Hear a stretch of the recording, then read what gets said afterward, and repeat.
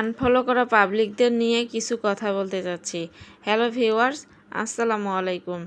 Unfollow করা পাবলিকরা যারা আমার ভিডিওটা আজকে দেখবেন, আমার পেজে অনেকে আছে যারা আনফলো করে দিচ্ছেন। তাদেরকে বলতেছি, আনফলো করার যদি আপনাদের ইচ্ছাই ছিল তাহলে আপনারা ফলো দিলেন কেন? আমার পেজের যে অবস্থা হয়ে গেছে, মানে ড্যাশবোর্ডে পুরা লাল বাতি জ্বালাই দিছে এরা। কি দরকারটা ছিল? আমি কি আপনাদের কাছে ফলো চেয়েছিলাম যে ভাই আমাকে ফলো দেন, আমার ফলোয়ার বাড়ায় দেন? আমার দরকার নাই।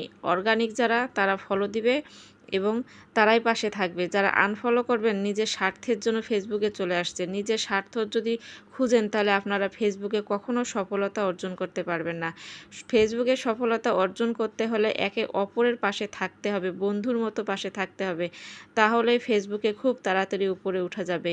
আর আপনাদের মনের ভিতরে যদি এত হিংসা থাকে যে না ওর এত ফলোয়ার হয়ে যাচ্ছে, আমি ফলোটা উঠিয়ে নিই, ওর একটা কমিয়ে যাবে, এভাবে যদি মনের ভিতর আপনারা গেঁথে থাকেন তাহলে কিন্তু ফেসবুক আপনাদের জন্য নয়। আপনারা বাসায় ঘরে বসে থাকেন এবং পাশের বাড়ির মানুষের সাথে হিংসামি করতেই থাকেন। তা না হলে আপনারা ফেসবুক থেকে বের হয়ে চলে যান। আপনারা ফেসবুকে কাজও করবেন, আবার দেখা যায় যে ফলোয়ার হাজার হাজার ফলোয়ার আপনারা নেবেন, আবার আপনি যাকে ফলো দিয়েছেন সেটা আনফলো করে নিচ্ছেন। তাহলে এখানে কি হইলো? এখানে কোনো কাজের কাজ হলো? আপনার জন্য আরেকজনের ক্ষতি হয়ে যাচ্ছে। আপনি তাহলে কি চাচ্ছেন যে আপনার জন্য আরেকজনের ক্ষতি হোক? সে কত ভুক্তভোগী হচ্ছে।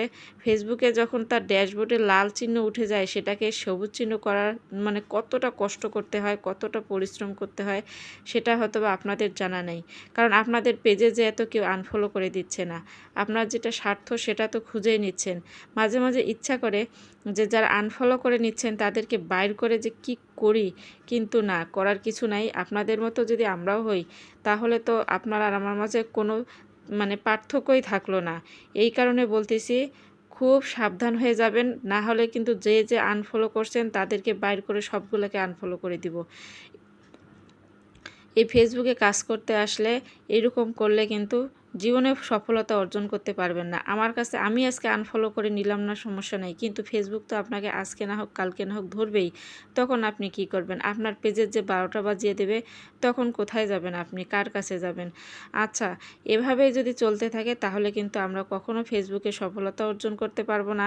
ফেসবুকে সফলতা অর্জন করতে হলে বন্ধুর মতো হাত বাড়িয়ে দিতে হবে, একে অপরের সাহায্য করতে হবে। এভাবে যদি আমরা করতে থাকি তাহলে ফেসবুকে খুব তাড়াতাড়ি আমরা সফলতা অর্জন করতে পারবো। আজকের ভিডিওটা এ পর্যন্ত। সবাই ভালো থাকবেন, সুস্থ থাকবেন এবং আমার জন্য দোয়া করবেন। আবারও বলতেছি সবাইকে যে ফেসবুকে যারা আছেন কেউ আনফলো করে নেবেন না। যাদের ইচ্ছা আছে তারা ফলো কখনো দিবেন না। সবাই ভালো থাকবেন।